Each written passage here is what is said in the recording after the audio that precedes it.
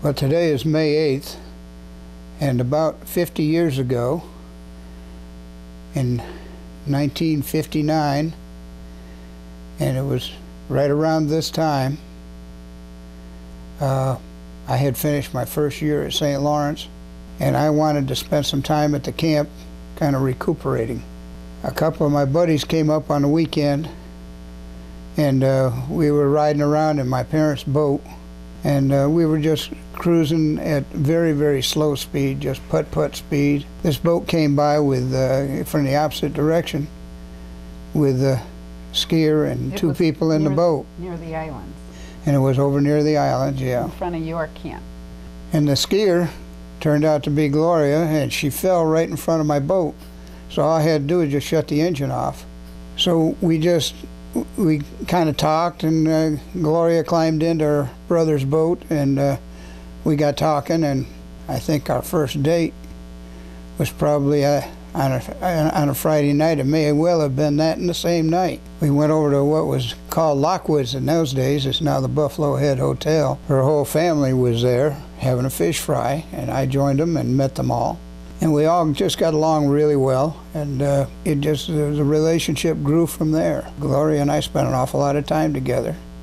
The whole summer. That whole summer, yeah. We didn't date anybody else but each other. And then in the fall, I decided rather than go back to school, I would go ahead and get the draft off my back and go into service and get it over with. Gloria was writing to me all the time, and whenever I could, I'd get back to Utica to visit. We saw as much of each other as we possibly could, and until about April or May, when I got my orders to go to Germany for the rest of my tour. Yeah, it was in that spring, and meanwhile, we had gotten serious about each other, and we're talking marriage. Yeah. But the big problem there was the religion. You were Presbyterian, Mm-hmm. and I was Catholic. And in the Catholic religion, any children you have to be brought up Catholic, and your family was against that. So instead of getting married and going overseas with me, we ended up just deciding to go our own way. And so that was the last time I laid eyes on her for 49 years.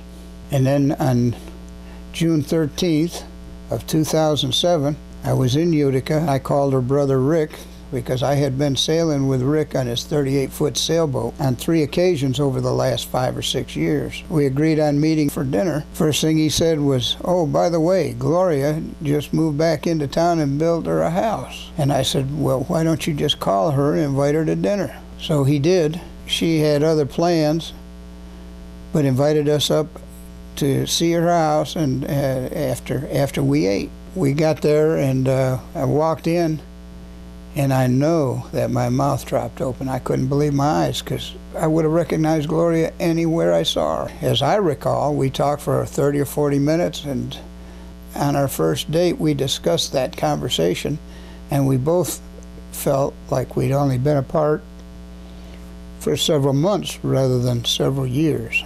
What do you recall? Yeah, that's sort of how I remember it, right, because you were always so easy to talk to.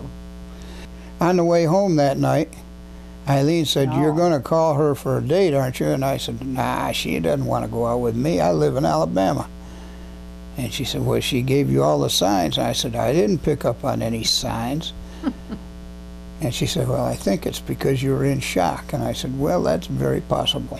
Called that second day, hoping that she'd go out that night or the next night, and she had other plans. I could tell you were a little irritated that I hadn't called earlier. Yeah, what took you so long? I don't know. Well, I told you, it was. I knew I had plans for that night, Yeah. the night before. We made a date on the phone, and I went up there to her house on a Monday night when I was flying out on Tuesday. And I bought 2 dozen long stem red roses, and when I arrived, she opened up her back door, and I handed them to her, and she squealed with delight. It was very smart of you. And told me Red roses. to go over to the table and look at that scrapbook. And I went over there, and I looked at 4 or 5 pages of pictures of us and our families in 1959. I asked her where she got those pictures from, and she told me that she'd had them all these years and that she had completely forgotten about the album. We got talking about what we wanted to eat, and we were reminiscing and about camp.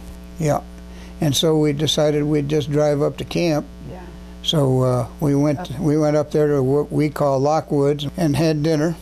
We went to the camp first. Yeah, we drove to your camp first and found it, and then we also went by my parents' camp, and we had a nice meal over there at Lockwoods and a few beers, and then we headed home, and I left out the next day to go to Birmingham. But we had so much in common, even to the extent of both of us having Verizon mobile phones, so we could talk back and forth 2 and 3 and 4 times a day without it costing us any minutes or any money. We've been together ever since. And then your family came up. Then we went out and met my kids, and we've been together ever since. The whole point of this is that we had gone 49 years without speaking or seeing each other. So, all right, you got something to say? So that's... Raise your hand, we'll call on you. Well, now we're back in Sequoia. Yep, we're up here for the summer. We're planning summers here and wintering in Alabama.